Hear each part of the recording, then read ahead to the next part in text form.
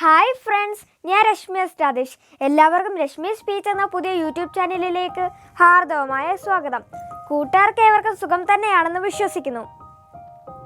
ഇന്ന് ഞാൻ സംസാരിക്കാൻ പോകുന്നത് ഭാവിയുടെ വാഗ്ദാനം, വരും കാലത്തിൻ്റെ ഇന്ധനം എന്നൊക്കെ അറിയപ്പെടുന്ന ഹൈഡ്രജനെ കുറിച്ചാണ്.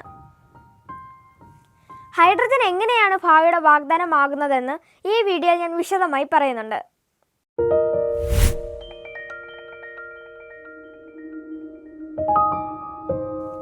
നാം ഏവരും ജീവിക്കുന്നത് സൗരയൂഥത്തിലെ മൂന്നാമത്തെ ഗ്രഹമായ ഭൂമിയിലാണ്. ഭൂമിയിൽ ജീവൻ നിലനിൽക്കണമെങ്കിൽ സൂര്യപ്രകാശം അത്യാവശ്യമാണെന്ന കാര്യം കൂട്ടുകാർക്കറിയാമല്ലോ. ചെടികൾ വളരാനും പച്ചക്കറികൾ ഉണ്ടാകാനും മരങ്ങൾ വളരാനും എന്ന് വേണ്ട, നമ്മുടെ ജീവൻ നിലനിർത്താൻ തന്നെ സൂര്യനിൽ നിന്നുമുള്ള ഊർജം അത്യാവശ്യമാണ്. സൂര്യന് ഈ ഊർജം ഉൽപ്പാദിപ്പിച്ചു കൊടുക്കുന്നത് മറ്റാരുമല്ല, ഹൈഡ്രജനാണ്. ന്യൂക്ലിയർ ഫ്യൂഷൻ എന്ന പ്രക്രിയ വഴി ഹൈഡ്രജൻ ആറ്റങ്ങൾ കൂടിച്ചേർന്ന് ഹീലിയം ഉണ്ടാകുന്നു. ഇപ്രകാരം ഹീലിയം നിർമ്മിക്കപ്പെടുമ്പോൾ ഉണ്ടാകുന്ന ഊർജത്തിൻ്റെ വളരെ ചെറിയൊരു ഭാഗമാണ് സൂര്യപ്രകാശമായി ഭൂമിക്ക് ലഭിക്കുന്നത്. ഇപ്പോൾ കൂട്ടുകാർക്ക് മനസ്സിലായി കാണില്ലേ ഹൈഡ്രജന്റെ പ്രസക്തി എന്താണെന്ന്. ഇനി നമുക്ക് ഹൈഡ്രജന്റെ രസകരമായ വിശേഷങ്ങളിലേക്ക് പോകാം.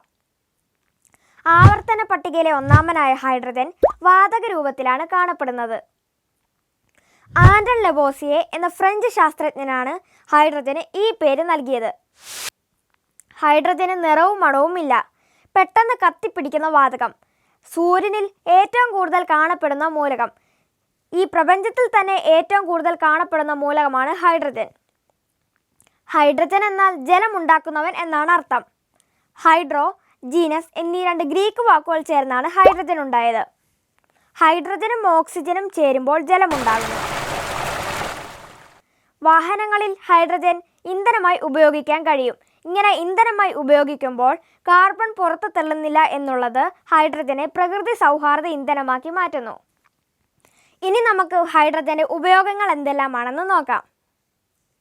ഹൈഡ്രജൻ റോക്കറ്റുകളിൽ ഇന്ധനമായി ഉപയോഗിച്ചു വരുന്നു. ഹൈഡ്രജൻ ഇന്ധനമായി ഉപയോഗിച്ചു വരുന്ന കാറുകൾ, ബസ്സുകൾ, ട്രെയിനുകൾ, ബൈക്കുകൾ എന്നിവ ഇപ്പോൾ യാഥാർത്ഥ്യമായിരിക്കുകയാണ്. ഇവയൊക്കെ ഇപ്പോൾ പരീക്ഷണ ഘട്ടത്തിലാണ്. വളം, ഗ്ലാസ് തുടങ്ങിയ നിർമ്മാണ ആവശ്യങ്ങൾക്കെല്ലാം ഹൈഡ്രജൻ വൻതോതിൽ ഉപയോഗിച്ചു വരുന്നുണ്ട്. ഹൈഡ്രജൻ ഏറ്റവും കൂടുതൽ ഉപയോഗിക്കുന്നത് അമോണിയ ഉൽപ്പാദിപ്പിക്കാനാണ്. ഹൈഡ്രജൻ ഉപയോഗിച്ച് വൈദ്യുതി ഉൽപ്പാദിപ്പിക്കാൻ കഴിയും. അതുകൊണ്ടാണ് ഹൈഡ്രജനെ ഭാവിയുടെ ഇന്ധനം എന്നറിയപ്പെടുന്നത്. ഹൈഡ്രജനും ഓക്സിജനും വൈദ്യുത രാസപ്രവർത്തനങ്ങളിലൂടെ കൂടിച്ചേരുമ്പോഴാണ് വൈദ്യുതി പ്രവഹിക്കുക. ഇപ്പോൾ കൂട്ടുകാർക്ക് മനസ്സിലായില്ലേ ഹൈഡ്രജൻ ആളൊരു നിസ്സാരക്കാരനല്ലെന്ന്. ഞാൻ ഇതുവരെ പറഞ്ഞ കാര്യങ്ങൾ ഒറ്റ നോട്ടത്തിൽ.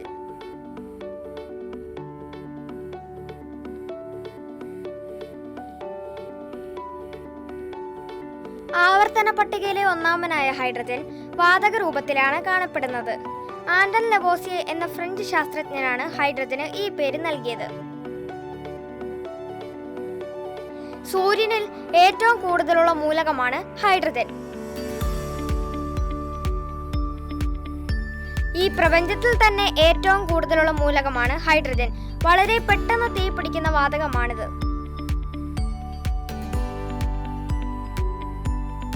ഇതിന് നിറവും മണവും ഇല്ല.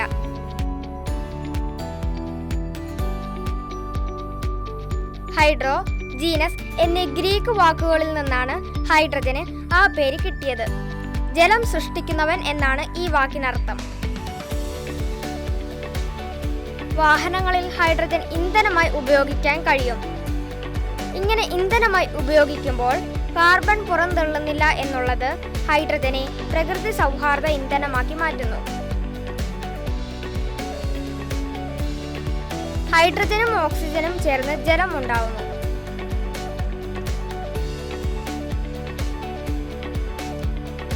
ഹൈഡ്രജൻ ഇന്ധനമായി റോക്കറ്റുകളിൽ ഉപയോഗിച്ചു വരുന്നു.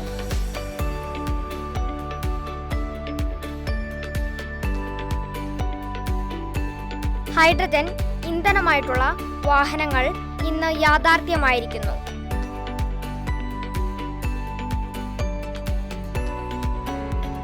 ഹൈഡ്രജൻ ഏറ്റവും അധികം ഉപയോഗിക്കുന്നത് അമോണിയ ഉൽപ്പാദിപ്പിക്കാനാണ്. ഹൈഡ്രജനും ഓക്സിജനും വൈദ്യുത രാസപ്രവർത്തനത്തിലൂടെ കൂടിച്ചേരുമ്പോൾ വൈദ്യുതി പ്രവഹിക്കുന്നു. ഈ വീഡിയോ ഇഷ്ടപ്പെട്ടെങ്കിൽ സബ്സ്ക്രൈബ് ചെയ്യാൻ മറക്കരുത്, ലൈക്കും ഷെയർ ചെയ്യാനും മറക്കരുത്. പുതിയൊരു വീഡിയോയിൽ പുതിയൊരു വിഷയവുമായി കാണുന്നതുവരെ സൈനിങ് ഓഫ് രശ്മി രാധേഷ്.